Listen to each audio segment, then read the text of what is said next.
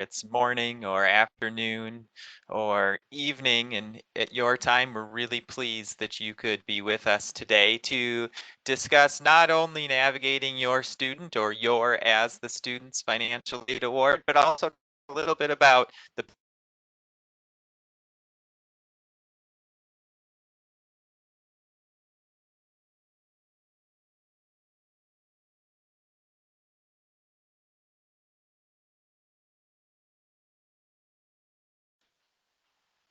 I was just told I was muted, so I'm going to start over. Hi, everybody. My name is Brad Lindberg. I'm the Assistant Vice President for Enrollment here at Grinnell College, and I'm very excited and very happy that you could join us today for this session. Not only navigating your updated financial aid award, but also talking about how those awards were formulated, what our plans are for the rest of the academic year, and speaking a little bit about your bills. We are happy you were able to join us today. I know for some of you, this is early in the morning or late at night, and for some of you, maybe even getting close to the overnight hours. So we're very happy you're here, hopeful that we'll be able to answer all of your questions. The purpose of this session today is really twofold. The first is to help you navigate your financial aid award as it now exists. Second is to answer your questions that you may have. So as you have questions, we want to make sure we're able to answer them during this session. I do want to introduce a few of my colleagues who are on the call and helping today. So I'll take a few seconds to do that. First is Pam Sittig. You're actually seeing Pam's screen right now. She is the Director of Financial Aid and will be driving the presentation today. Second is my colleague, Mary Phipps. Mary works with our loans in the financial aid office. She is someone who you may have talked to as you're thinking about Stafford loans, private loans, or other loan options. She's also in charge of all of our financial aid technology. We have Reve Nelson on as well with us today. Reve is in charge of all of our compliance, and compliance is a big component of what we're doing right now as we've changed our academic and residency models here at Grinnell to deal with the global pandemic. Reve is a graduate of Grinnell and is back with us in the financial aid office. We have Meg Jones with us. Meg is our financial aid generalist. She is a go-to for appointments and questions. And if you have reached out to our office in the recent future, you is more likely than not have heard back from Meg. And then finally, Rita Milner is on the line. Rita works in our office. She helps keep us all organized, is the first point of contact for your phone call and for your email. So I'm appreciative of them being here. And I just want to take a quick second to thank everyone on the call. First, to thank you for your patience and your understanding. We in the aid office found out at the same time you did that there about the change to the 7.5 week terms in the academic calendar, low density model that Grinnell is employing to ensure to keep the spread of the coronavirus limited here in Grinnell and on campus. So we have been working diligently with our staff to update your awards. I know the timing for the delivery of our awards was not ideal on July 3rd, but we promised that we would meet that deadline. And even though our office was not open on the 3rd of July, we really wanted to make sure to get you your financial aid award as soon as humanly possible. We finished those awards literally moments before we pressed the send button. So we appreciate your patience with you as things change, and we'll get started with the presentation here. Pam, if you could go to the next slide for me, please. Just a few quick announcements before we get started today. One is this session is being recorded. So that's great for a number of purposes. If you missed something during our talk today, you can always go back to the recording, be posted on our website in the coming days. But with that recording, everything will be recorded. So the voices that you will hear today will be recorded, as well as the video, as well as anything in the chat. So if you don't want your face to show on the recording, I would highly suggest remembering to turn off your video. Turning off your video will also help you with a better streaming experience. And then if you could keep your microphone muted as well so we can all hear one another, that will be great. Huge part of this is to make sure we address your questions. And in order to do that, we're going to use the chat functionality. Meg Jones, who I introduced just a few minutes ago, is going to be serving as our moderator today. So if you have a question, please post it in the chat privately to Meg. And when we're finished with our prepared comments, we will move right into those questions that you have. If you have a question that's really unique to you, not a general question, really focuses on your own unique circumstances, I would really encourage you to reach out to someone in our office directly to get answers to those questions. I will tell you again, we will appreciate your patience. We are working through emails and phone calls as we receive them, and as you might imagine, the volume of those calls is high. So we are working as quickly as possible to get through them and get you the service that you deserve. Generally, we like to turn around emails in 24 hours. We might not meet that goal at this point in time, but we are going to do everything we can to do that. So please do be patient. Your questions are important, and we're going to make sure we get to answer all of those. So as for today's agenda, really have 5 main issues or items that we would like to hit on. And I'm seeing in the chat that Megan Jones is not available. That's really weird. She's not. So that's a question. So she is listed as Jones Meg in the chat. So if you go to the J's in your chat, Jones Meg, all lowercase letters, all one word. That's how you'll find Meg Jones in the chat. Thank you, Amit, for pointing that out. I appreciate it. So going to go over just some important notes and assumptions about your AID award. We're then going to talk about navigating your updated awards and how to find them, and really more the logistics of that. We're going to talk about changes to your aid package, the reason for those changes, and then we're going to talk a little bit about a few what I would call case studies of how you might figure out what you're going to owe to the college and how your bill will look. Now, I will tell you that one of the most frequently asked questions we've received in the past few days is, how much do I owe? It's really important to know that your aid offered is not your bill. We will talk, there's a difference between how we calculate your aid and what we actually bill to you.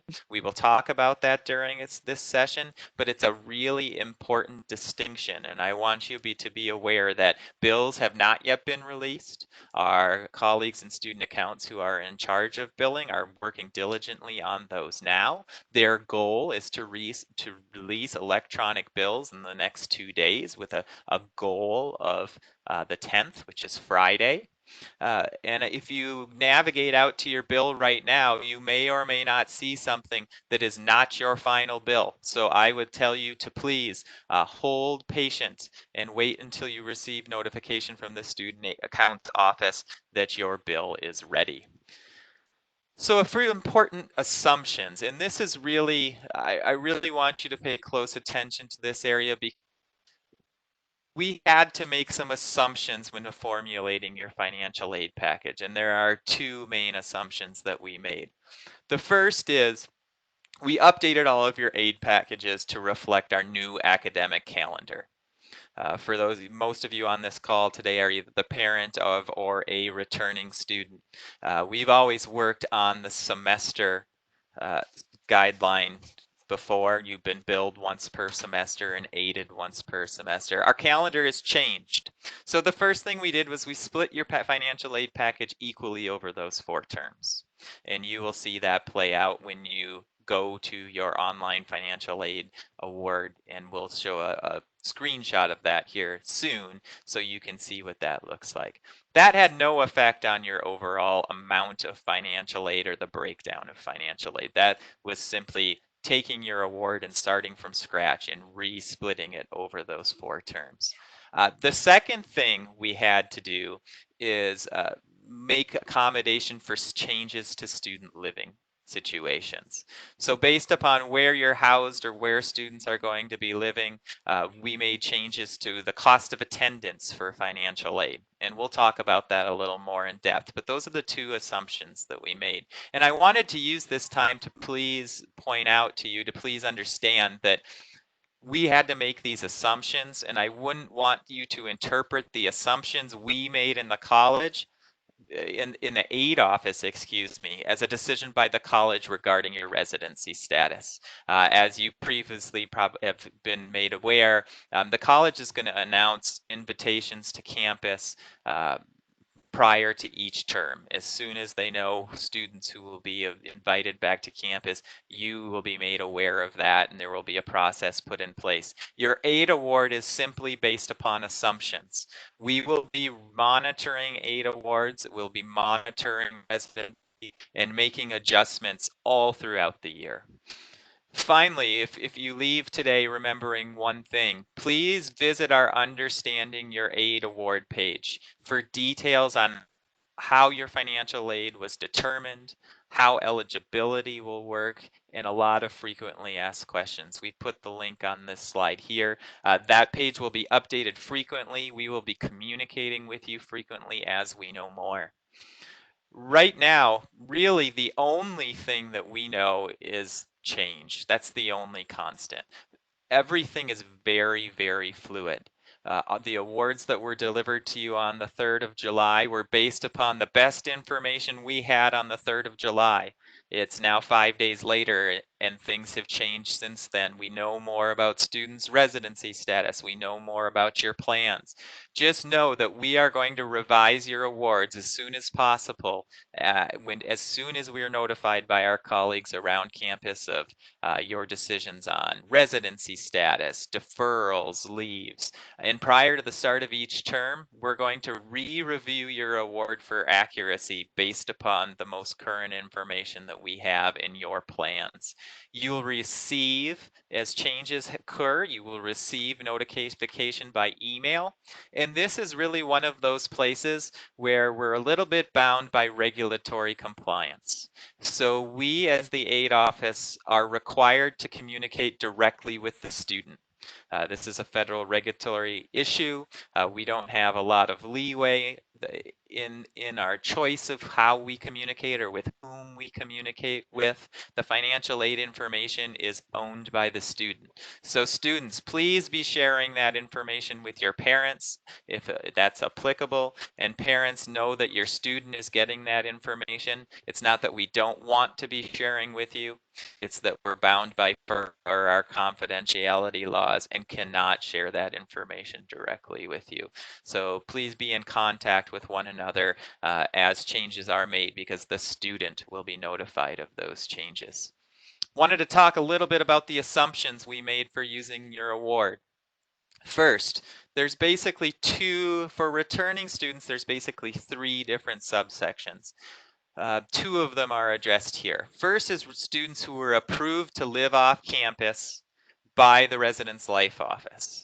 So these would have been students who were planning in a normal year to live off campus in the town of Grinnell. For you, we have already adjusted your financial aid award to accurately reflect 4 7.5-week terms living off campus in Grinnell. Your award will not need to be adjusted from term to term because we already know your plans. Now, if your plans change, we will make adjustments to your award as necessary. But for those of you who are going to be living off campus in an approved residence life situation, your financial aid award is fairly static and fairly concrete. For all other returning students, we based your initial award on what I've been calling a base award. We're going to be talking a little bit about cost of attendance that was used to create your awards a little bit later in this presentation. We assumed that all of you were going to be living at home with either a parent, guardian, or a trusted person, and therefore we use the living at home cost of attendance. We know that you will likely and hopefully be invited to campus for one or more terms. We will be adjusting your need-based financial aid awards based upon those residency decisions as we learn. So right now, your award is based upon staying at home for 4 semesters. We know that 4 terms, excuse me. I'm still used to the semester vernacular. We know we're going to have to reassess those as we know more. Your awards are also based upon your full-time enrollment. If you are deciding or if you choose to move to part-time enrollment, your aid may be impacted. And I would encourage you as you're making that decision and as you're talking with your advisor and academic affairs, please contact the financial aid office to ensure that you know the financial aid implications of moving to part-time enrollment. So now let's talk a little bit that we're done talking about assumptions. Let's just make sure we're all on the same wavelength as to what we're talking about right now. Today, I'm really addressing need-based financial aid. This is aid that we've determined based upon your family's financial circumstances. So we're talking about things called Grinnell Grant, International Student Grant, Harry Hopkins Grant. We're not talking about merit scholarships, and you may see these in your financial aid package as a founder's scholarship or a president's scholarship or a choice scholarship. Merit scholarships are not affected by the changes to cost of attendance as long as they don't exceed the total cost of attending Grinnell. However, they are based upon full-time enrollment. So again, if you're going to move part-time, your scholarship may be prorated. So that's something important to think about. But in general, merit scholarships are not been affected by the change in the cost of attending Grinnell. It's need-based awards that we'll be focusing primarily on today. So I really quickly wanted to go about how you find your award. Most of you should know this already. It's probably why you're on this call. But just to point out, I want to make sure you all know that this information has been made available to your student through our online financial aid office, which can be found either through this link or from our website. A few things I just wanted to point out here, though. If as you're looking for your award, make sure that you're in the 2021 academic year. It's circled in the green circle on the right. Second is make sure you're looking at the menu bar. There'll be two main options in most of your menu bars. First is the View and Accept Award bar. Second is the Documents and Messages bar. I wanted to talk a little bit about each of those areas so you don't miss important information about your award. So on the next slide, if you accept the View and Accept Award tab, first, you're going to need to agree with the terms and conditions of your financial aid award. That's a federal regulatory requirement again. But then you will be brought into your award. And this is where you will see all of the changes that has occurred to your financial aid. You'll be able to accept or reduce the loan that was offered to you. And you'll be able to see how your aid is broken down over our 4 7.5-week terms. So this is the main place that you're going to want to look.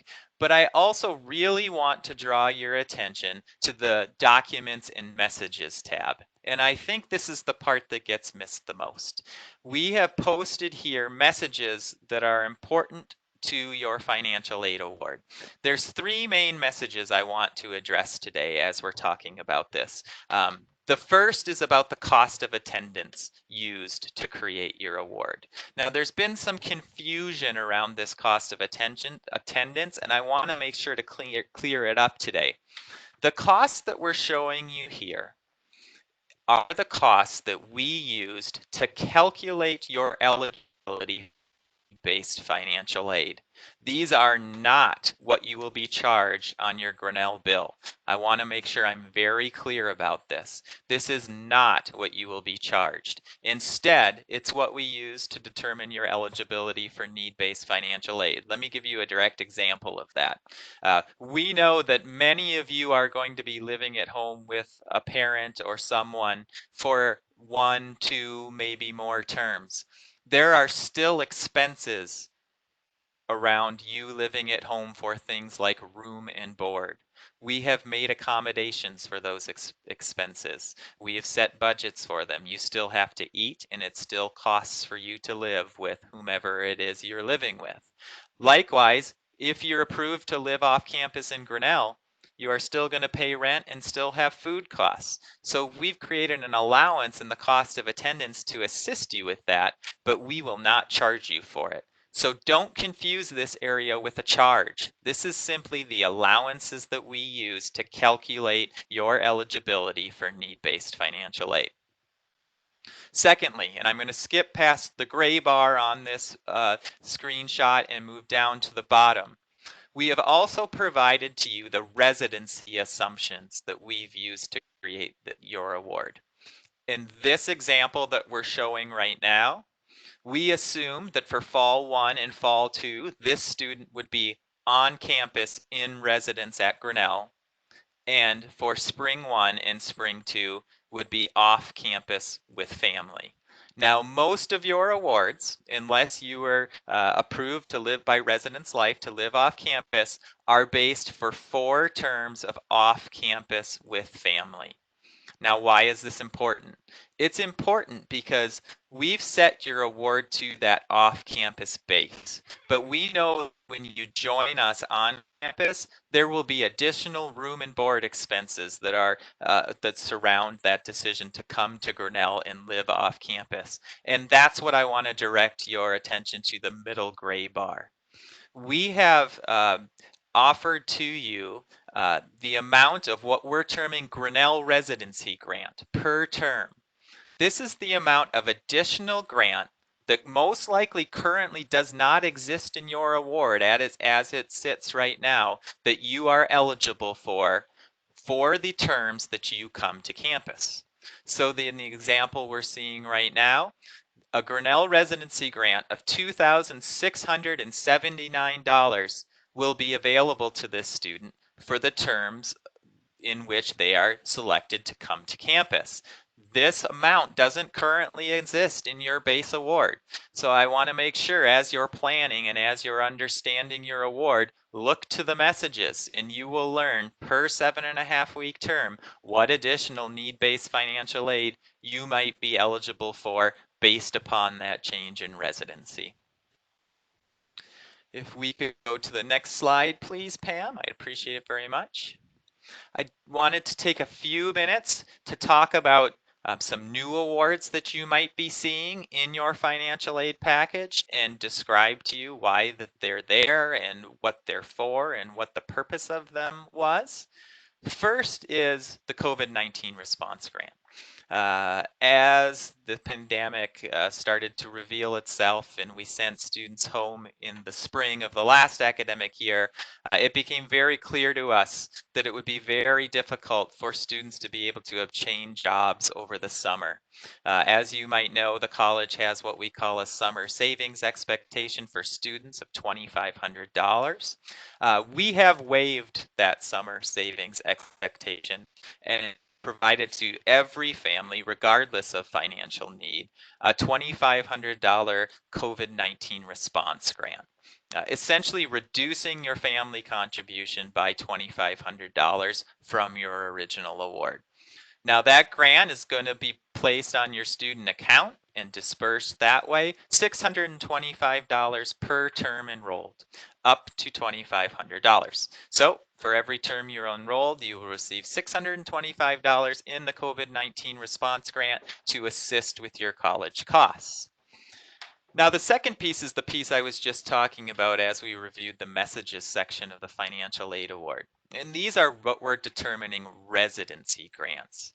So as I alluded to, we created most of your packages on what we're referring to as the base award. And that base award assumes you're going to be at home or living off campus with family for all 4 terms. Now, the residency grant indicates an increase in your need-based financial aid eligibility when the student is living on campus at Grinnell as opposed to off-campus parents. So a portion of your need-based grant has been separated out so you know how your aid package is going to change when your living arrangements change. I think you're going to see a little bit later in a slide. I think it's important to note a student in a scenario where a student was selected to stay on campus for 7.5 week terms. So let's say best case scenario, everyone's able to come back to campus for this example's sake. Financial aid for that student would remain consistent with the aid package you would have received at the beginning of the year when plans were to have everyone on campus in a traditional academic setting. So we've broken out, the point is we've broken out your grant into 2 grants, your Grinnell grant, Hopkins grant, and your international grant, and then this residency grant. And remember, to look up the amount of the residency grant you could expect to receive per term, go to that messages tab. It's there for you to help plan. And then the last thing I was hoping to hit on very quickly before we move into individual aid packages is student employment. There's been a lot of questions about student employment, and this is another one of those areas where right now there's probably still more questions than answers. So I will ask for your patience as we work through this. Here's what we do know. We know that there's going to be a limited number of student employment opportunities, whether those are on campus or remote, that are available to students. Because of this, we've made the determination that we are removing student employment from need-based financial aid packages. In place of student employment, students will receive what we're calling a work replacement grant to cover 50% of their based work award. And then we've made an optional student loan available to cover the remaining 50%. So we've extracted that student employment requirement from financial aid awards. Now, this does not preclude students from earning wages. There still will be jobs, whether on campus, in person, or remote. So students, and I want to make it clear that students who obtain jobs, this job will not affect their need-based financial aid. Students will be able to work and earn money in excess of the financial aid that's already been offered to them. So even though employment has been removed from aid awards, there still is the opportunity for students to earn spending money or money to help with their educational costs. Now, the one caveat to that is due to regulatory requirements in labor law, students living outside of the United States aren't eligible for remote work. So that's one of the things that we do know. If you're not currently within the United States, you will not be able to work remotely. All right, so now that we've kind of set the stage, I want to talk a little bit about how we formulated your new award. And I think really, in order to understand this, we're going to have to take a little bit of a deep dive into financial aid, a little bit of financial aid 102 instead of 101 here. But I want to make sure that we're all on the same page as we look at our awards and understand how they were formulated. Because of the move to a hybrid model of education, regulatory guidance required Grinnell to create separate costs of attendance. These are the budgets that we use as the starting point for calculating your eligibility for financial aid. So we basically created 3 new costs of attendance. The cost of attendance typically includes allowances for things like tuition and fees, room and board. And remember, these are allowances for room and board, not charges for room and board, as well as the cost of books, personal expenses, supplies, transportation, things like that. Now, depending upon your residency statuses, your cost of attendance will be different.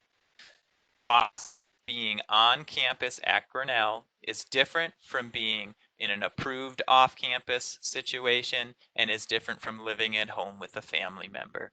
So we haven't changed your family contribution. And in fact, family contributions were reduced by that $2,500 COVID-19 grant that we talked about a little earlier. But instead, we have had to alter your cost of attendance based upon your new estimated residency or housing status. And this cost of attendance will change through the academic year as your residency plans change.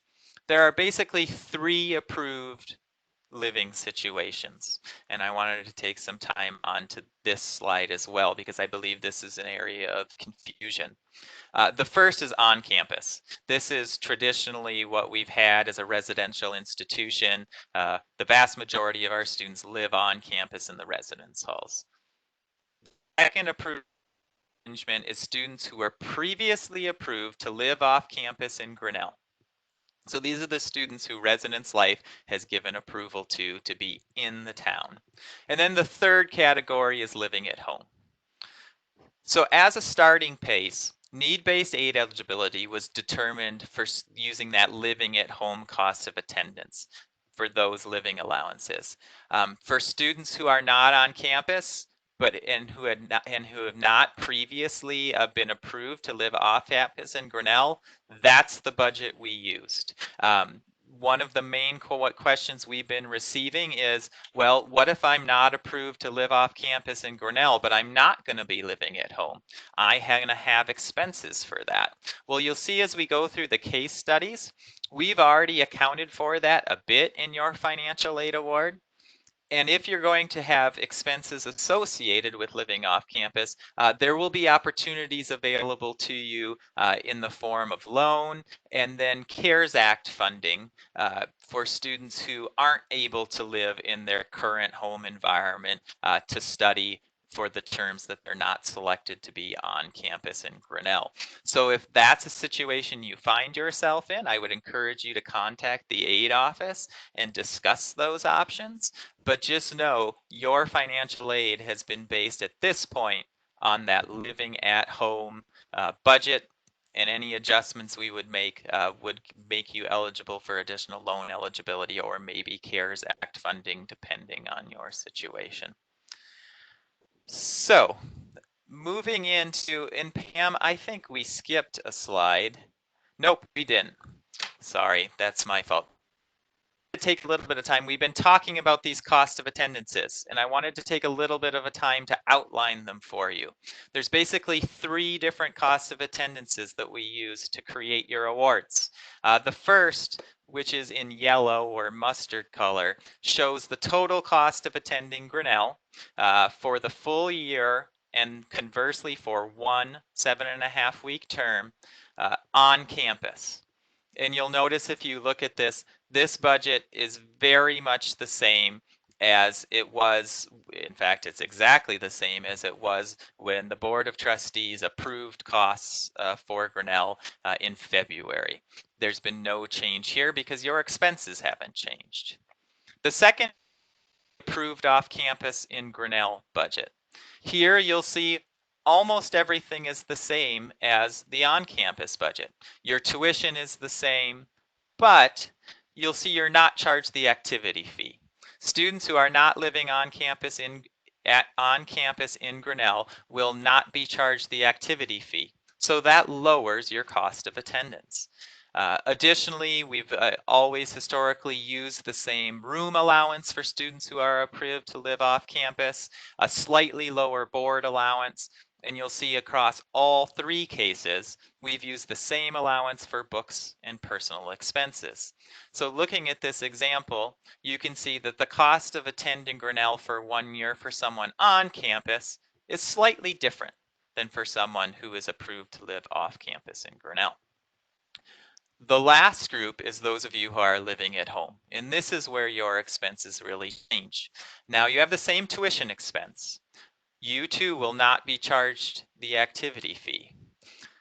Based upon federal regulatory requirements, we needed to come up with what we call an off-campus, or is colloquial term for it. It doesn't apply in this case, but a budget for those of you who are living at home for parents.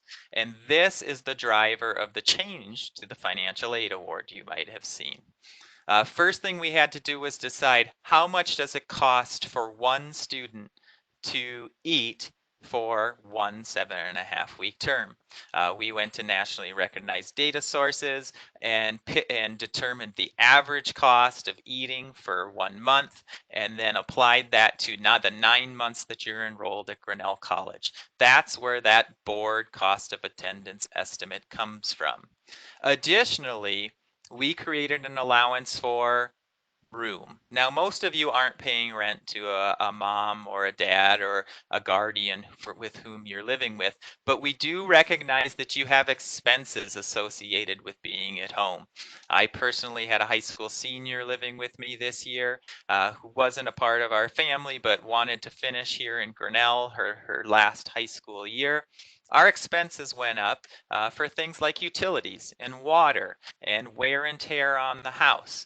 You can see in this cost of attendance, we have accounted again for those expenses. Now, it's not the full room cost of attendance that you would have seen in the on-campus example, but in most cases, you're not paying rent and you don't have those same expenses when you're at your home. So you can see the 3 different cost of attendances that we created to meet regulatory requirements for the different living situations here. I just wanted to point out these costs of attendance, for the clarity of example, don't include a travel allowance of anywhere between $200 and $1,100, depending upon your location. I can promise you, for every financial aid award, we have included a travel allowance, whether you're currently invited back to campus for an on-campus semester or not, because our grand hope is that everyone will be coming to Grinnell for at least 1, if not more, terms. Those travel allowances are included in your personal cost of attendances, but we didn't put them here because they're variable. So I hope that makes sense. And I share all of that information with you because it's important to know when we're determining need for financial aid. So Pam, if you could back up 2 slides for me. One more, if you could, Pam. That cost of attendance is the main driver for how we determine your eligibility for need-based financial aid. We use that cost of attendance, and we subtract out your parent contribution and your student contribution to determine your need for financial aid. Pam, are you able to go back 2 slides to the slide called Determining Need for Financial Aid? It seems to be auto-rotating itself. I apologize. We'll take a little break here while we get through the slides. That's slide number 16 for me, Pam. Thank you very much. I wanted you to see this illustration because it's important as to why we've been talking about cost of attendance so much. So we use that cost and we subtract out your calculated parent contribution as well as your student contribution to come up with this need for financial aid. So in this example here, we use the cost of attendance for 2 on-campus terms and 2 off-campus terms with a $200 travel allowance to come up with this need for financial aid. And on the next slide, after we determine your need for financial aid, we then can calculate your financial aid package. So we take that need, and as an institution that meets 100% of demonstrated need, we're going to subtract a student loan expectation, normally a student employment expectation, but that student employment expectation has been replaced with 1/2 grant and 1/2 loan to determine your eligibility for grant aid. So let's look at that in a case study. I want to spend a few minutes, and we'll probably spend a significant amount of time on the next slide going through these case studies because I think they're important to understand illustration to understand how the changes to your aid package will ultimately affect your bottom line at Grinnell. So there's 3 different breakdowns here, and I will tell you these are examples. The purpose of them is to provide you with an illustration. We will be putting a live version of this document on our website. So you will actually be able to put your family's information in and determine how your aid would change or differ based upon your residency status for the year or the term. So let's start in the left-hand column first. In this left-hand column, this is an illustration of an original award. This is an award that would have been delivered to a family almost all the way back in January in our first wave of financial aid awards that went out.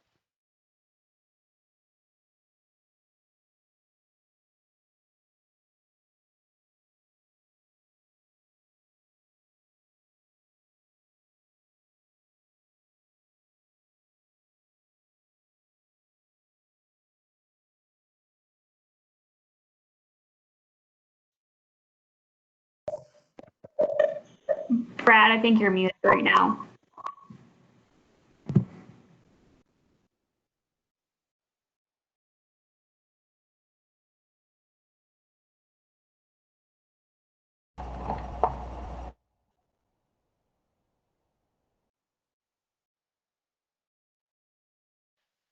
Am I back on? Can anyone hear me? Yep, you're back. Okay, good. Thank you. I apologize for that. I think my internet is running a bit slow at home. So I'll start. I'll start at the beginning again, just in case I'm not sure where I went out. So we would have used the cost of attendance for 2 semesters at Grinnell in this original award. And in this case, the family contribution was $6,000.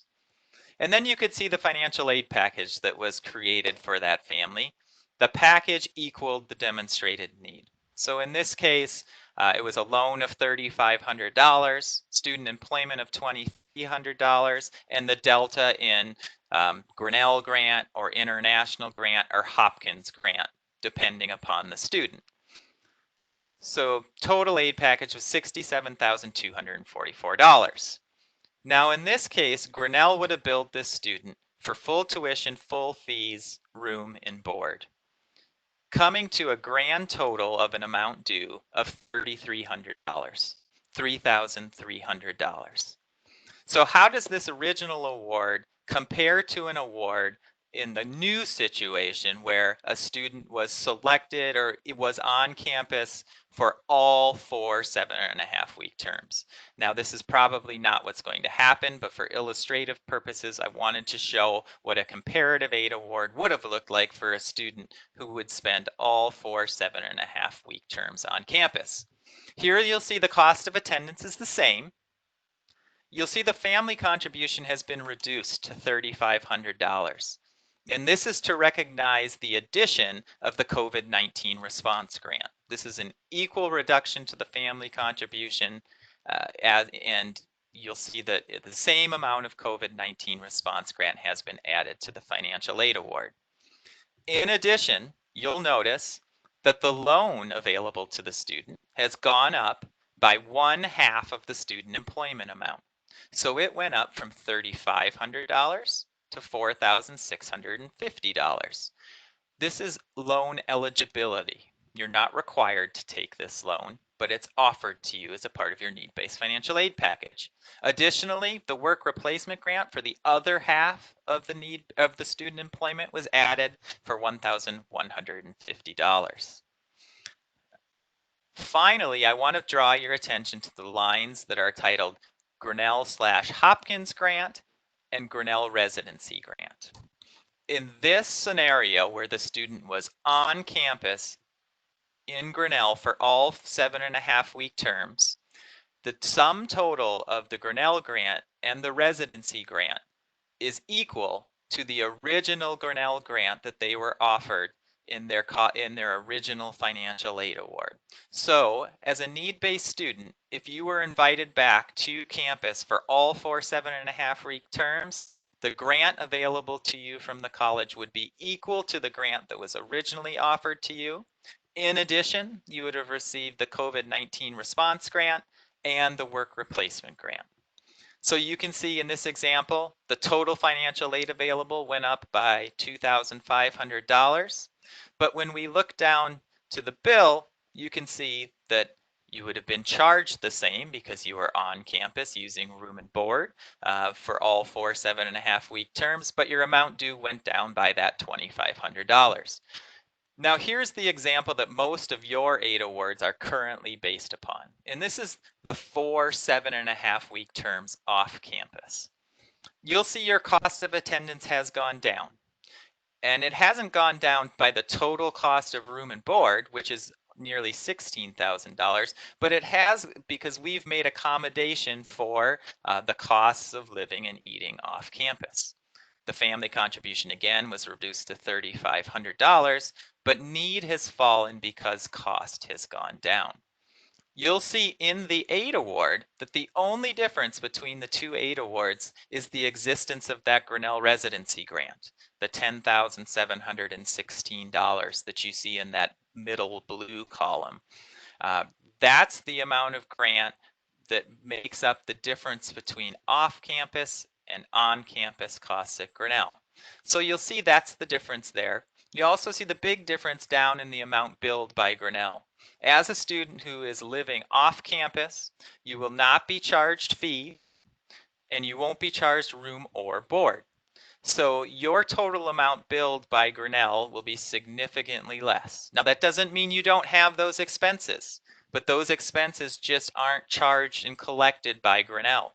So in this example, you'll see for someone who stays off campus for all 4 7.5-week terms, Grinnell tuition, and the aid offset would actually provide a credit of $2,840 to the student to use to help with those off-campus expenses. So I hope this makes sense. We're going to post this to our website, both as a case study and in a live format that you'd be able to plug your own information in. Pam, if you go to the next slide. I want to show you this slide because I really want you to start thinking about your aid award in 1 7.5-week term segments. Because the potential for that aid award to change based upon your residency status will exist for every 7.5-week term. So this will also be posted to our website for you to use as a calculator to help you navigate what are my costs in aid going to be if I'm on versus campus. So you can see in the on-campus example here, the cost is higher, but the aid is also higher because of the addition of that Grinnell residency grant. This will also be made available to you on our website to use for your own purposes. Thanks, Pam. If you can go to the next slide. That concludes my prepared remarks.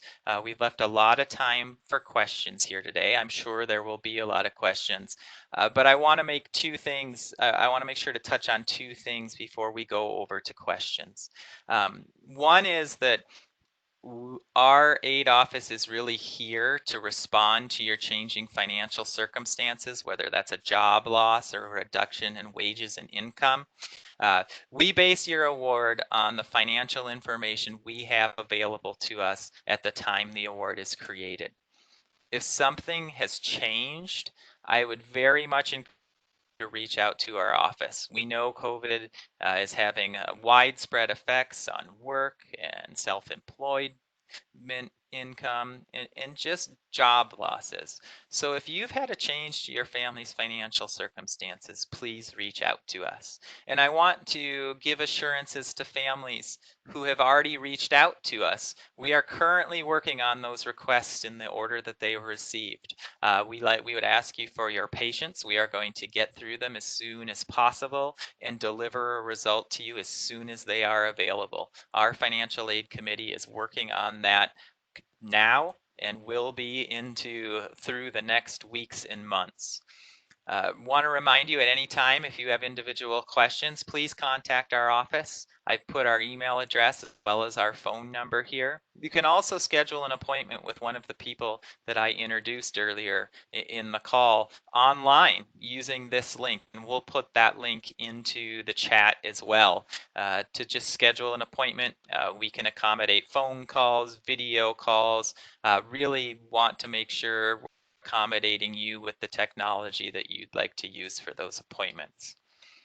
With that, if it's all right, I will stop talking and I will turn it over to Meg to moderate the questions that you've all been putting into the chat bar. And I appreciate your time.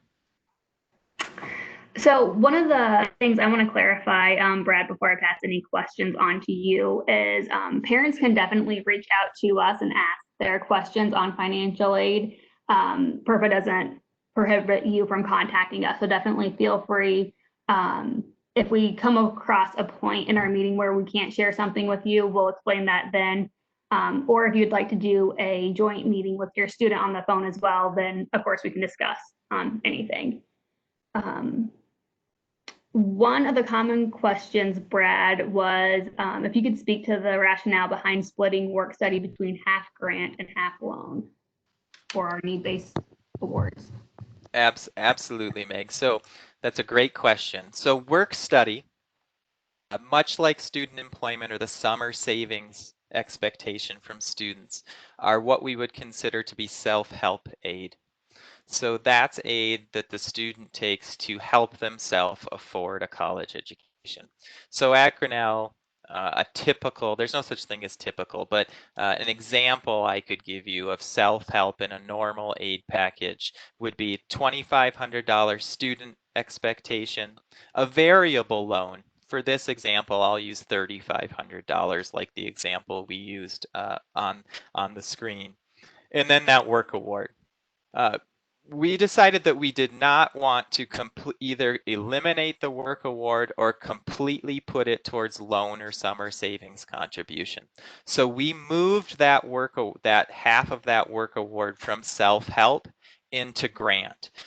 And we did that for every student with need-based financial aid, with need-based work, regardless of their prior earnings. So the average student at Grinnell earns about $1,100 per year, so significantly less than their work award. Because that work wasn't going to be available to you, we couldn't guarantee it, we moved half of that self-help expectation into a grant from the college. So I hope that answers the question.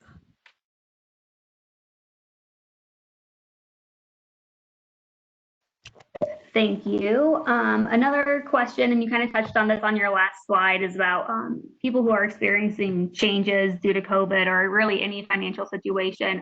On that last slide before this question one, I believe, Brad, you spoke briefly about a reconsideration request. So just as a reminder to families, if you have had any changes come up, definitely either reach out to us directly or go ahead and schedule that appointment. We can talk about the reconsideration. We'll send it to you and get that in the queue for you guys. Another big question, Brad, is the health insurance. Of course, we aren't going to have all the answers. I tried to chat back to most of you. Our Office of Student Accounts are actually the ones who will be a better contact for you. But Brad, do you know for the billing on that, has that been decided how that'll work this academic year? Right, that's a really good question. And you'll notice that health insurance was conspicuously absent from my examples. And that's because we're not exactly sure how it's going to work this year. So I am going to break a rule I usually follow. That rule is if I'm not 100% sure of the final answer, I generally defer. But I'm going to give you my current best thinking of what's going to happen for health insurance. All students, as normal, all students enrolled at Grinnell are required to carry ACA compliant health insurance. It would be my current running assumption that students who are outside of the United States, so in this example, an international student who's not able to come back to campus in the United States would not be required to carry that health insurance and would be able to waive out of that insurance, just like a student in past years was able to waive out of the health insurance by providing evidence of their current ACA compliant plan. Students who are not in the United States would be able to waive out of that program based upon their residency. Now we're currently making accommodations for students who will be starting in the spring to come on to the insurance plan if they need it, as well as anyone who might be starting in the F2 or the second fall term. So more information about health insurance is forthcoming. I do know ACA compliant plans will still be required for those students who are enrolled in Grinnell or enrolled at Grinnell living within the United States, and more information will be coming soon. And as health insurance becomes more clear, we'll be sharing that information with you when we have it. Thank you. Another question, and this is a little bit specific, but I'm sure a lot of families are going to be seeing this message. When families are logging in, students are logging in and seeing the message that the NPN and entrance counseling are required, we're having some questions on that. Would you be able to walk through the promissory note just briefly? Yeah, sure, absolutely. That's a great question. And we'll be sending more information out about both of those things. So if you've not borrowed a Stafford loan, a federal direct loan, either an unsubsidized or a subsidized loan in the past, the federal government is going to require that you complete two forms of paperwork. The first is the master promissory note. That master promissory note is basically your guarantee to repay that loan. It is the terms and the conditions of that loan and your promise to repay that money to the federal government. You only need to complete that master promissory note once during your time at Grinnell. Now, there are always, in financial aid, there are always exceptions.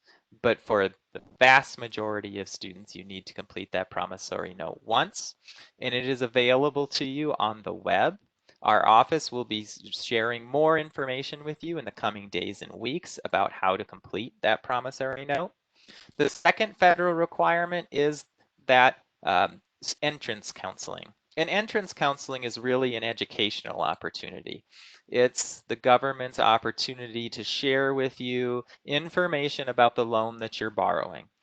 You'll go through that entrance counseling, learn about the loan, complete it, and we'll receive information that it's done. So it's basically the paperwork for your loan and an understanding your loan presentation.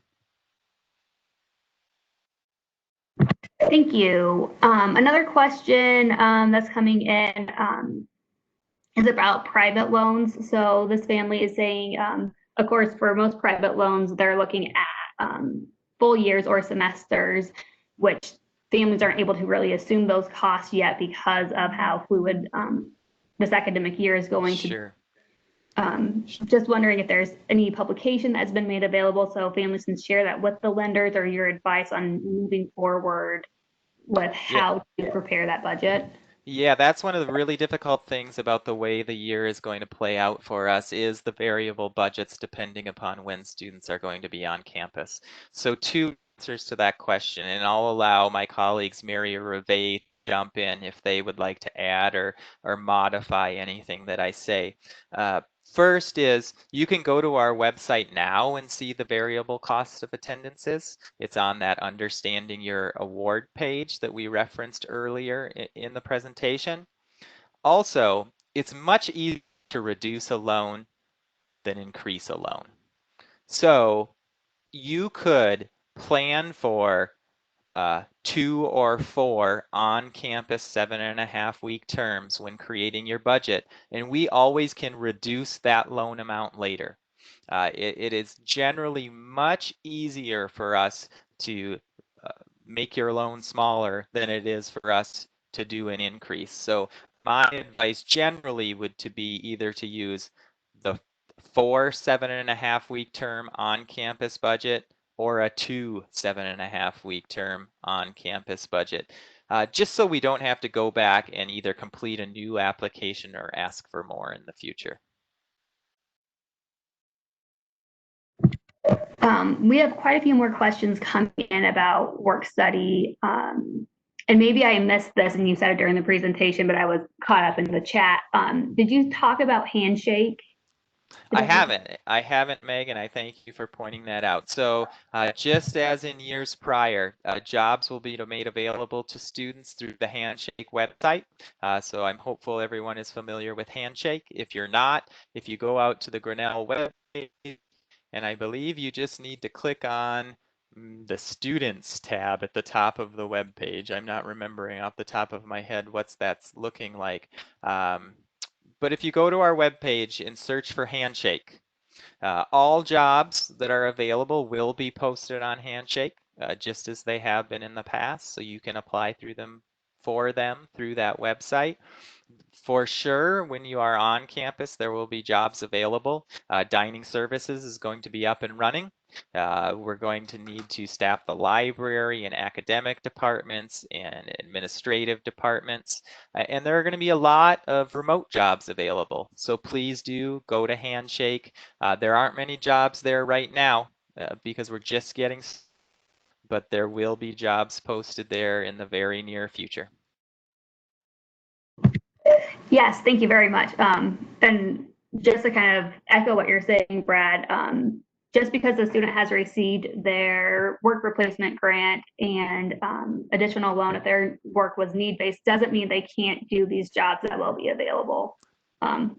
That's correct. Participation in an on-campus or remote job will have no impact on the aid that was offered, either the work replacement grant or the additional loan eligibility. Another question that's come up a few times is, can you speak to, and I think maybe this will be, maybe had a slide on this again, but why grants were reduced instead of reducing loans for students when financial aid packages were, we had to like adjust them with the different costs of attendance? Sure, that's a good question and a fair question. So for those of you who may have heard me give presentations in the past, either as an incoming student or at an admitted student day, we often talk about the financial aid process being a three-way partnership between the student, the family, and the institution. So as we moved to adjust awards, we kept that three-way partnership in mind. Generally, need-based financial aid dollars are what we call last-in financial aid, because the college steps in where the family contribution ends. So what we did was a mixture of last-in financial aid philosophy and making sure the college was helping as well with reduced costs. So as costs went down, your family contribution didn't change. So what we did was we reduced grant instead of loan because we did provide both the work replacement grant and that COVID grant as well, and your costs have gone down. So your family contribution didn't change, but your costs went down. So instead of reducing that student self-help portion completely, we instead eliminated the work, we got rid of the summer savings requirement, and kept the loan. So there were three pieces of that self-help for the student's piece of financing the education. The work was eliminated, part with grant, part with loan. Summer savings was eliminated in the amount of the $2,500 COVID-19 grant, and we kept the loan piece intact. That was the one piece of self-help that we didn't eliminate when we moved to this new cost of attendance. So I hope that answers the question. The purpose of our aid program is to meet your family's demonstrated need, and we really did, based upon new costs, try to do that as fairly as possible. Thank you. Another common theme is the assumption for room and board at home. A lot of families are under the impression, or they know themselves, that won't be quite enough, and why there's such a drastic difference between on campus and off campus. And my little caveat to that, would you mind bringing up CARES funding as well when you go through that answer?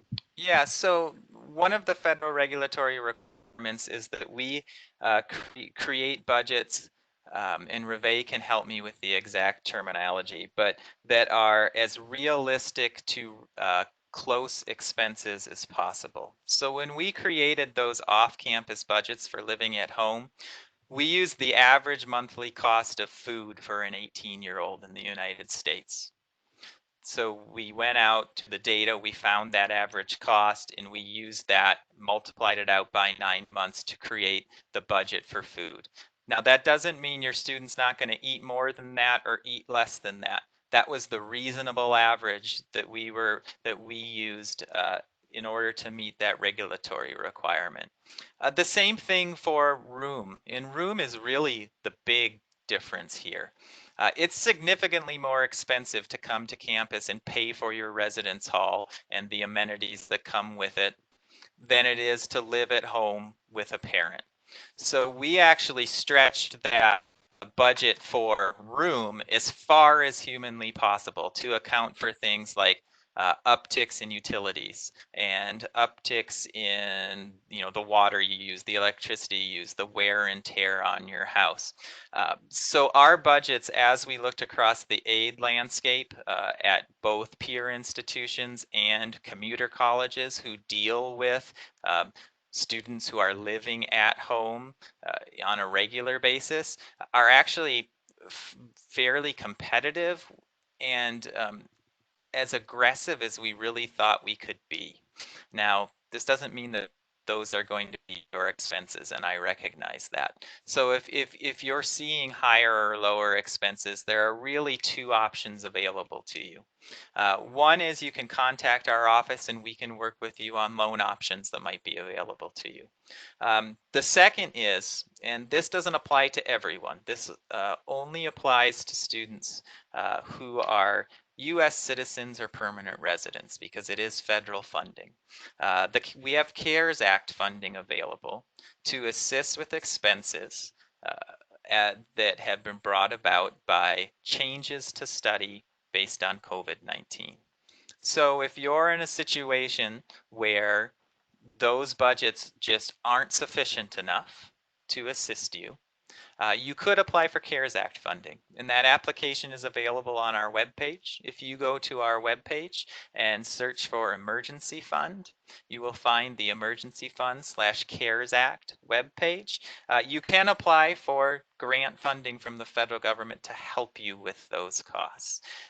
This in situations where students just can't live at home. There might be a situation where parents moved after you left for college and there just is no room for you at home, or your house doesn't have an appropriate place for you to study and work remotely. Now, I will tell you, if those apply to you, I hope you would have applied to Residence Life for on-campus residency based upon those situations. There was a process put in place to prioritize students who didn't have appropriate learning environments at home for on-campus learning here at Grinnell. So, but if you didn't apply for that process or were not approved for that process, you might consider applying for that CARES Act funding through our website. I can't guarantee anything, but there are definitely options available to you. Great, thank you. I think this conversation kind of sparked a few more questions. So if you don't mind, I'll probably answer them. So our COVID grant is different from the CARES. So COVID is our Grinnell dollars. When President Kington was here, decided that we wanted to recognize that families are going through, regardless, COVID has touched you, so we added that. The CARES is the federal government, and the parent or student who asked is correct. It does pass through the college. So in the spring, we had some CARES funding that went out. So this touches with another question. We had the spring CARES funding, and we'll have more for the fall. So you can reapply for this upcoming academic year for expenses that were related to COVID for that CARES funding. Does that sound right? Yep, and I'll just point out that that funding is not unlimited. We do have a limited amount of CARES funding left. And if you look in the chat bar right now, there's a link to some more information about the CARES funding. It is in fact federal funding that passes through the college. So if you are struggling to meet those extra expenses brought on by COVID, I would really encourage you to consider applying for CARES funds. We will disperse them until they are gone. I will also remind you that you have to be an actively enrolled student to be eligible for CARES funding. So we would not be able to disperse those funds until the academic year started. And unfortunately, since CARES Fund is federal funding, international students are not eligible. That is correct. Let's see here. If you could speak to not having a reduction in tuition. Yeah, absolutely. So that's a difficult question for me to answer because my area of expertise is aid. Tuition, room and board costs are set by the Board of Trustees, and we take those costs and aid them based upon what they are. My understanding, it's simply my understanding from what I've read, same information that's been released to parents and students, is there hasn't been a reduction to the cost of delivering a Grinnell education. So there was not a reduction made to those tuition costs. Instead, we're addressing family need through both the COVID-19 grant and as well as additional aid to those families who have additional need and things like work replacement. So I'm really not in a position to comment on why there wasn't a general overall tuition reduction. I am in a place to say that if your family has a need or have had changes to your family's financial circumstances, I would encourage you to contact the financial aid office. Great, thank you. I think there's a little bit of confusion with the reassessing of financial aid once the student knows when they'll be on campus, whether they're invited or not. Sure. I don't know if we can get back to that slide or not, but do you want to talk about the residency grant again? Yes, so I'm sorry if I wasn't clear about that. So your current award, remember, go to your messages tab and you can see the residency assumptions that were used in the creation of your current award. For most of you, that current award was created using an off-campus with family budget for 4 terms. If you look at you can see in this example, the aid award was created on campus for 2 terms and off campus with family for 2 terms. You can see that in the bottom lower left-hand corner of the screen. For each term you are invited to campus, you will be provided with a Grinnell residency grant in the amount indicated on your messages tab. So in this example, this student is going to receive a residency grant in the amount of $2,679 for every term they are on campus in residence in Grinnell. So that would be an addition of $2,679 per on-campus term. You need to do nothing to be eligible for this aid. The financial aid office is going to track your residency as invitations to campus go out, as things change, as plans are altered, and we will alter your financial aid based upon your final residency status per term. So you will see through the year, your aid eligibility is going to be changing dependent upon where you are living. We have given you a base award. We didn't want to be in a situation where we were taking money away during the academic year because you were going to be on campus and you were actually off. So for the vast majority of you, we have assumed you were going to be off campus for all 4 terms.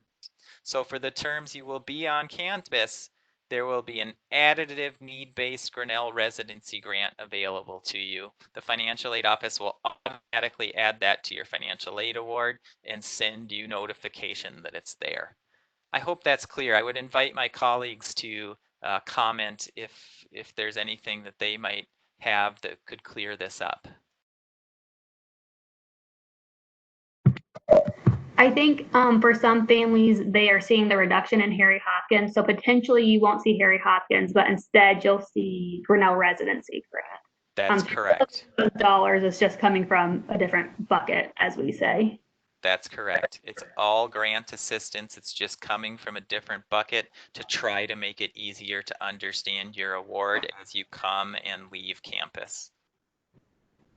And remember, we'll post this slide on the website and give you the opportunity to plug your own information into it to see how it works out for your specific family information.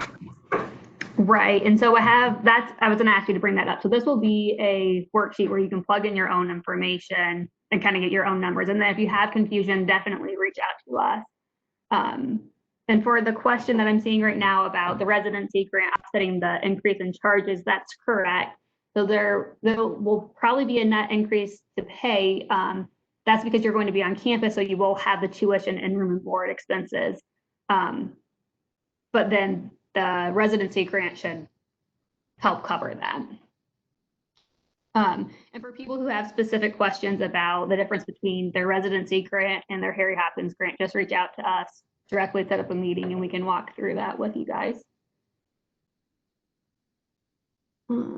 Sorry, I was muted. Absolutely. We will get this all posted. And just as a quick reminder, we will post a recording of this event as soon as possible to our financial aid main webpage.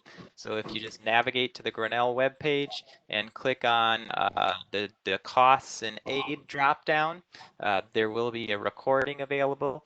Currently, you will require your student's username and password to access it, but we are working on solutions to make it password unprotected so you can access it without your students.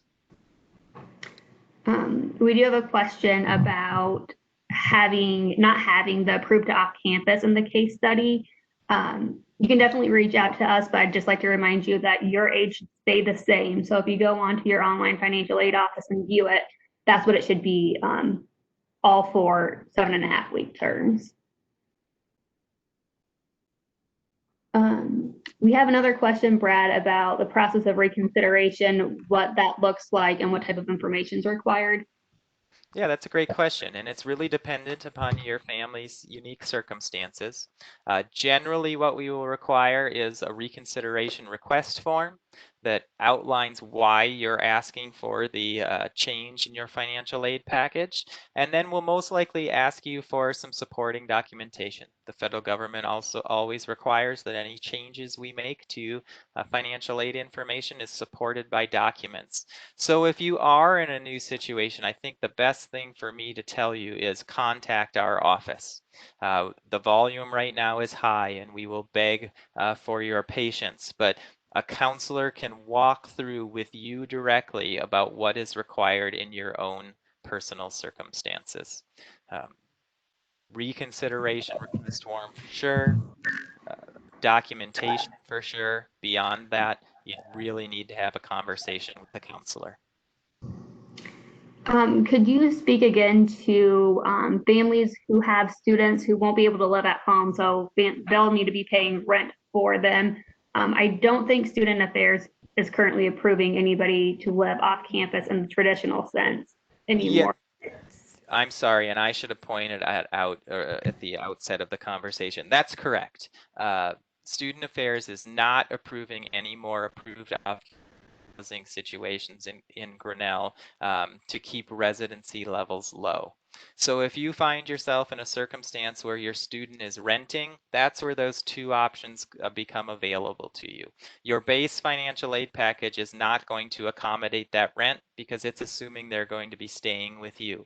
So if you are in a situation where your student does have to rent, contacting the aid office is about additional loan eligibility is always an option, or those CARES funds are an option as well, because those rent expenses may be directly related to COVID-19. So I would direct you to the aid office to talk with one of our counselors about the options available to you. We would not be altering aid budgets and extending additional grant to families who are in that situation. without extraordinary extenuating circumstances. So you would want to talk with one of our counselors about the options that are available to you. Thank you. A few other questions have come in about a deadline to accept awards, and in that same vein, how then accepting awards reflect onto the bill. Great. So there's no real deadline for accepting awards. We would like you to do it as soon as possible when you're ready to do that. You really do need to do it so you can get your paperwork started. That's the only real issue with accepting the awards. So I would say as soon as you're ready to accept them, you should. All of the aid that's currently on your financial aid is pre-accepted. The only thing you actually have to accept, decline, or modify is loan aid available to you. So that's really the only thing you would be accepting, lowering, or declining. And all of that pending aid is going to show up on your bill. Remember, the bills are going to be released on July 13th. It's this Friday, July 10th is our target date for those bills. And all of your aid will appear on those bills as pending. So the bill will show your aid whether or not you have accepted it. Great. If you could, again, and if after this time, I think maybe reach out families if you're having troubles understanding this, but why the cost of attendance for board is so different for on campus versus at home. Yeah, so sure. So for students who are living on campus, they are going to be charged room and board costs. It's basically like paying rent, only you're paying the college for your room and you're paying into our meal plan. So those costs of attendance items are strictly based upon what the college charges for room and board. For those of you who are living off campus with family, your expenses change. Generally, students are not paying rent to their parents or guardians, so the amount for living at home is significantly less than the amount to live at Grinnell College. So we've created a budget for that and an allowance for that, but it is nowhere near as much as it would cost to live independently here in the town of Grinnell on campus here at the college. Additionally, with board or the meal plan, uh, it's the difference in the cost or the cost of attendance there is based upon what the college's meal plan costs for the student versus the average cost of feeding an 18-year-old in the United States for a month multiplied over the 9 months of enrollment at Grinnell. So your costs are different. Federal regulatory requirements mandate that we create a sensible budget for those costs. And you see the difference. We did our best to be as generous as possible using the data that was available to us. Great, thank you. So our conversation on accepting awards sparked a new question. And you might know the answer to this, or it might be another defer to the Office of Student Accounts. If no deadline for accepting awards, how about a deadline for payment plans and due dates for each month's payment? Yes, so that's a great question, and I will actually direct you. I'm clicking on the wrong link. I am navigating at the same time I'm speaking. You will be charged by term once for every 7.5 week term, excuse me. So 4 times instead of 2 times. And if you're looking to see the prospective billing dates, those are available on our COVID-19 Meeting the Challenge page under information for students and families. There's a whole section there on tuition billing and financial aid, including the payment due dates and the target billing dates, and also information about payment plan options. So I'm hopeful you can all see the chat. I am going to put into the chat the page. Oh, it's not going to let me. Mary Phipps, would you please put the page into the chat? I will private chat it to you right now, where families can find information about payment due dates and payment plans. And I'd really direct you to that page as well as the Understanding Your Aid page as great resources. Thank you. Yeah, I think Mary has that in the chat already. Yep. For those of you looking for it. We had a question about study abroad and how that'll affect aid. The parent even, or student says, even wishful thinking.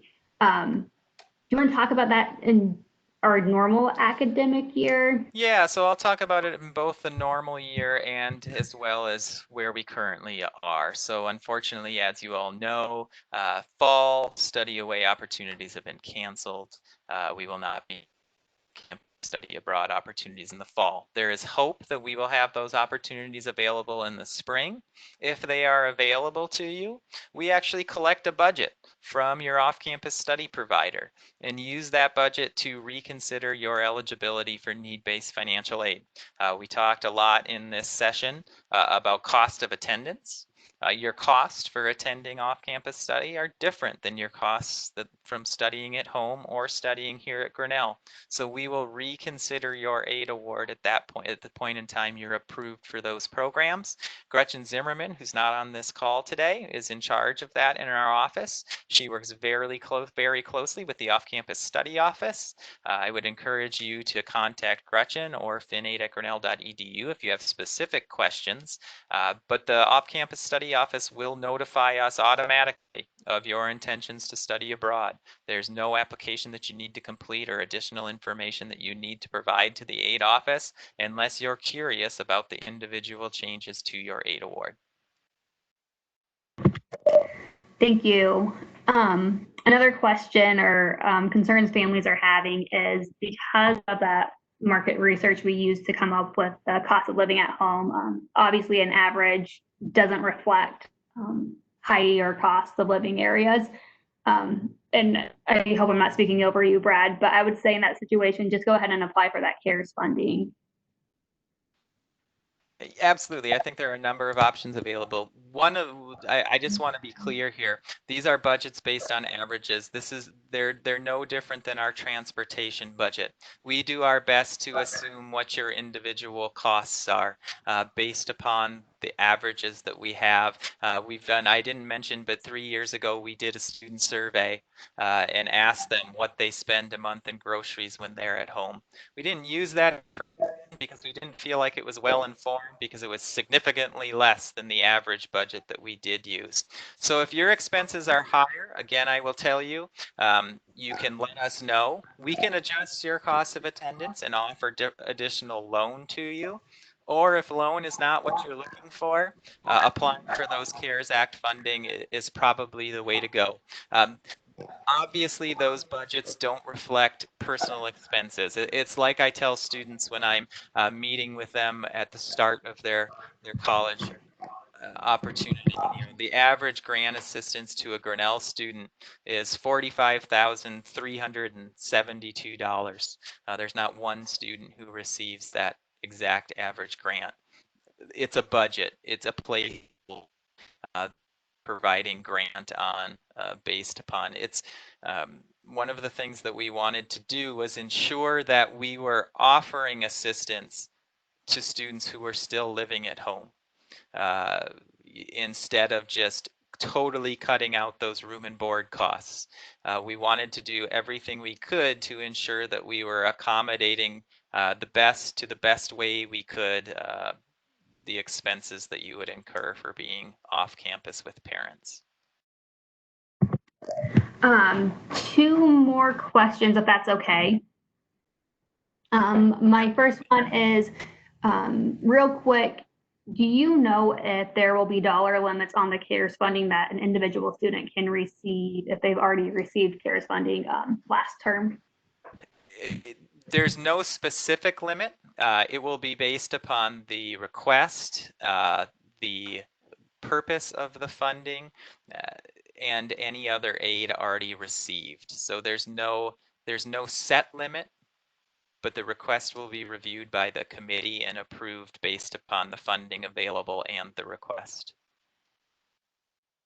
And then another one I would like to bring up, and I'm glad this person asked this. Can you talk about if a student chooses to defer for a term or two, how that affects their aid? That's a great question. So deferral or taking leave is obviously an option if that's the best for a student's academic and extracurricular plans. Taking a leave will have no adverse effect on your eligibility for financial aid. For an example's sake, let's say you wanted to take a leave for the 2 fall 7.5-week terms and start in the spring. You just would take that leave talking with Joyce Stern in Academic Affairs, and we would just cancel your aid for that term. You wouldn't be charged for that term. And then when you started again, we would reinstate that aid. Every student is eligible for 8 semesters, or in this case, a semester would be 2 7.5-week terms of financial aid. So we would provide that eligibility to you until it runs out. So there's no adverse effects for taking a leave on your financial aid. I will tell you that if that's something you're considering, please do contact our office for specific details about your case. Make sure you're talking with Student Affairs and your advisor.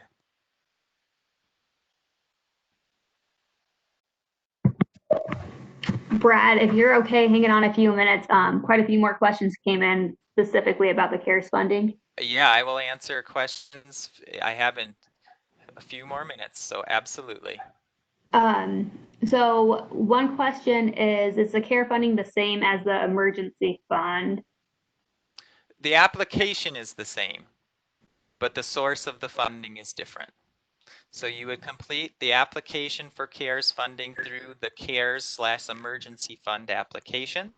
And based upon your request, that would determine whether you received emergency fund funding or CARES fund funding. So it's the same application process, a different funding source.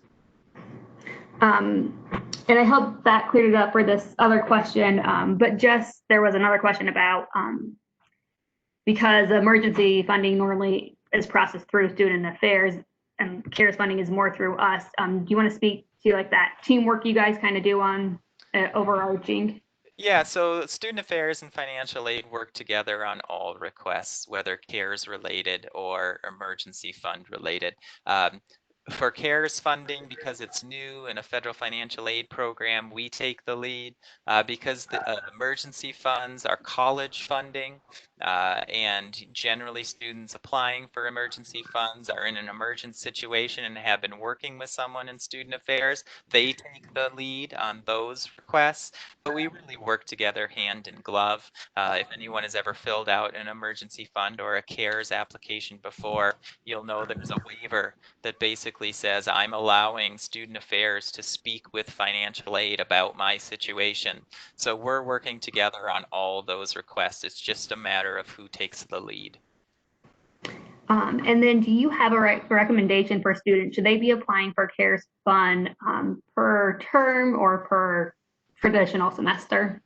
Well, I think it's very important to know what your expenses are going to be. So CARES funding is available to students who have seen or who are experiencing actual expenses. So if you know what your expenses are going to be for the academic year, you could apply for that year. More likely, you're going to know for a shorter period of time than the year. So you might be applying for less than the year.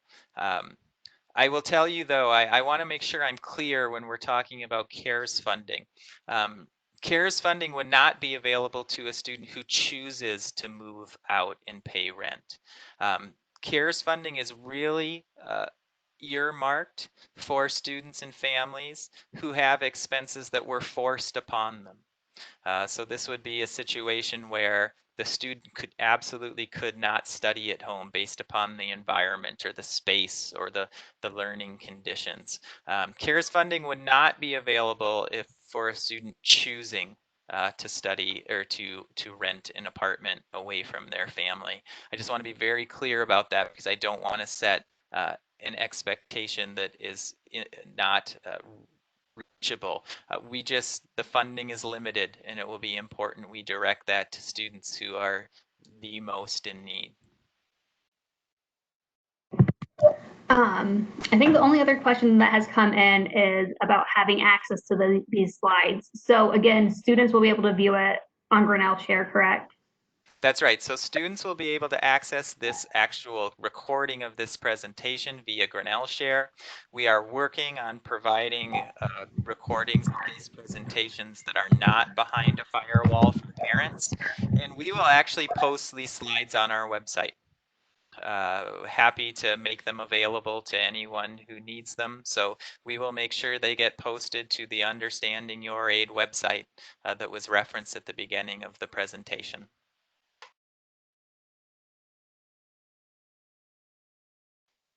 All right, any more questions, Meg? Not right now.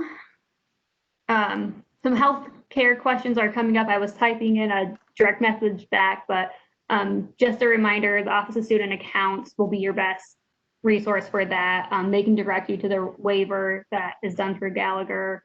Their email is super easy. It's just student accounts with the accounts plural at grinnell.edu. Well, I think I'll leave you with just 3 things. The first is a thanks both for your attendance today and your patience. We know this is a stressful time. We know there's a lot going on. So thank you for joining us. Second, please do reach out to us and let us know if you have questions or concerns. We will answer those as they come. And the third is know that it might take a little longer than normal for us to get back to you, but I can promise we are literally working day and night to respond to all of the requests that are coming to our office. So if we don't respond to you right away, know it's that it's not because your request isn't important. It's that we're working through them as we receive them. So I'm really happy you could all stay with us. I hope this was informative. And if you have additional questions, please contact our office. We'll leave this session open for a few minutes after we say our goodbyes, just in case there's anyone typing a last question in that we can address offline. So if you're typing a question in right now, please include your email address and we will make sure to get back to you with an answer. With that, I will sign off. I will say thank you and have a good rest of your day wherever you are.